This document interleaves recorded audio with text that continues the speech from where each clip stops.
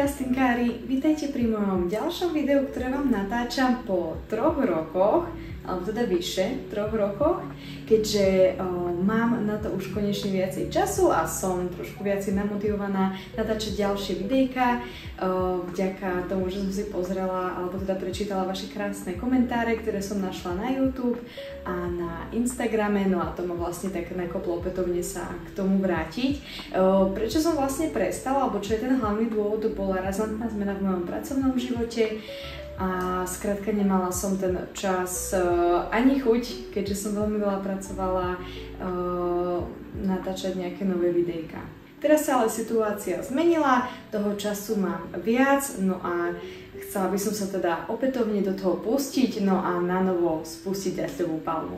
No a nenapadla mi lepšia téma, o čom urobiť ďalšie videjko, ako o tom, čo všetko sa zmenilo za posledné 3 roky v rastlinkovom svete, pretože je toho celkom dosť.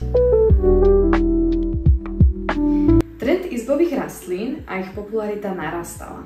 Po veľkom boome počas covidu až po súčasnosť je záujemcov o izbové rastliny veľmi veľa a čoraz viac. Za posledné roky sme sa stretávali s rôznymi novými odrodami, mutáciami či krížencami rastliniek. Napríklad také Anthurium bola niekedy v minulosti rastlinka pestovaná v exteriéri, no a teraz máme odrody, ktoré sú menšie, štíhlejšie a prispôsobené na život v interiéri.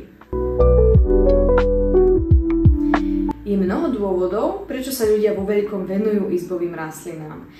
Jednak ide o estetiku domova, keďže vďaka rastlinkám sa cítime príjemnejšie a cítime kúsok prírody u nás doma. No taktiež presádzanie a starostlivosť o rastlinky je veľmi príjemná aktivita a relax. No a zároveň majú rastlinky aj množstvo benefitov, čo sa nášho zdravia týka. Či už čistia vzduch, alebo ho dokážu aj schladzovať počas horúcich letných dní. Izbové rastliny sme mali aj v minulosti, no nekladol sa na nich taký veľký dôraz. Počas covidu, kedy boli ľudia nútení tráviť viac času doma, nachádzali si rôzne nové koníčky a aktivity, ktorými zaplňali svoj voľný čas. No a jedna z týchto aktivít bola práve starostlivosť o izbové rastliny. Naše domovy sa začali zaplňať, no a z tých pár rastliniek sa zrazu začala stávať interiérová džungľa. Mnohých ľudí tento koníček uchvátil natoľko, že im rastlinky z hobby marketov začali pripadať bežné a fádne. A tak sa začali obhliadať po zaujímavejších a menej dostupnejších izbových rastlinách.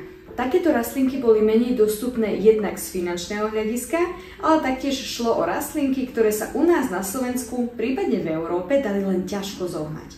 Šlo najčastejšie aj o rastlinky s rôznymi farebnými mutáciami, alebo teda variegáciami. No keďže záujem bol veľký, začali sa po Európe otvárať veľkosklady a veľké skleníky, ktoré importovali a pestovali rôzne rastlinky z celého sveta a vo veľkých množstvách. Tieto rastlinky sa začali predávať u maloobchodníkov, no taktiež aj vo veľkých reťazcoch. Zväčšujúci sa dopyt priniesol väčšiu dostupnosť a tým pádom znižoval ceny a raritnosť väčšiny rastlín. Až nakoniec sme sa dostali do bodu, keď si kedysi najpopulárnejšie a najraritnejšie rastlinky viete kúpiť už aj v bežných hobby marketoch za oveľa dostupnejšie ceny.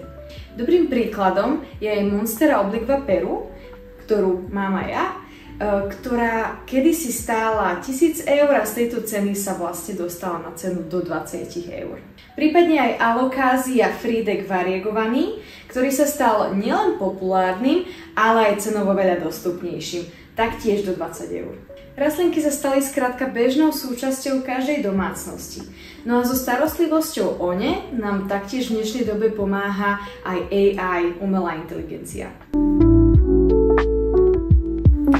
Poďme si ale ukázať rastlinky, ktoré boli populárne a obľúbené pred niekoľkými rokmi, no a svoju obľúbenosť a populárnosť si stále držia, nehľadiac na cenu alebo ich dostupnosť. No a výborným príkladom takýchto rastlín sú určite monstery. Kto nemá doma monsteru deliciosu či adansony, ako by ani nebol. Populárnejšie sú ale deliciosa alebo variegata, alebo Thai Constellation, či monstera adansony alebo variegata, alebo mint. Na popularite ale nestratil ani Philodendron Florida Beauty, Pink Princess či Rapidopora tetrasperma, ktoré sú stále žiadané. Populárne sú určite lopatkovce, potosy, sanseviery, zamiokulkasy či rôzne antúria. Svoju cenu si za posledné roky držia okrem variegovaných monster aj napríklad Philodendron Caramel Marble či Rhapidopora tetrasperma variegovaná. S veľkým pretlakom a väčšou dostupnosťou izbových rastlín si položme otázku. Čo je raritné dnes? Ide hlavne o rastlinky so vzácnymi genetickými mutáciami, čo my nazývame variegácia. Ide o miesta na rastlinke, po väčšine na listoch či stomkách, ktoré kvôli zmene v DNA stratia schopnosť tvoriť chlorofyl a tým pádom takéto miesta stratia svoju farbu a sú po väčšine biele, žlté, ružové alebo iné farby. Čím väčšia a výraznejšia variegácia na rastlinke, tým je rastlinka cennejšia.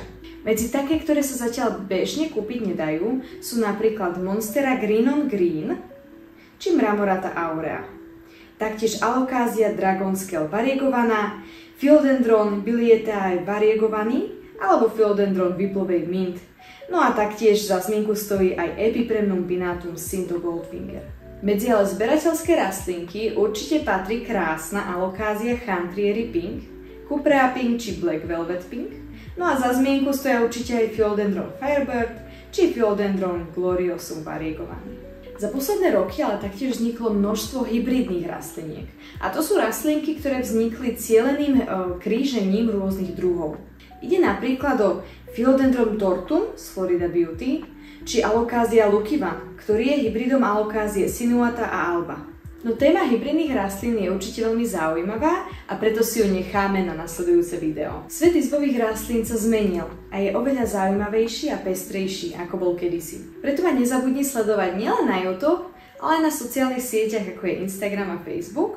A poď spolu so mnou objavovať krásny svet izbových rastlín. Ak máš nápad na tému ďalšieho videa, alebo je nejaká téma, ktorá ťa zaujíma, určite mi to napíš do komentára. No a my sa už vidíme pri ďalšom videu.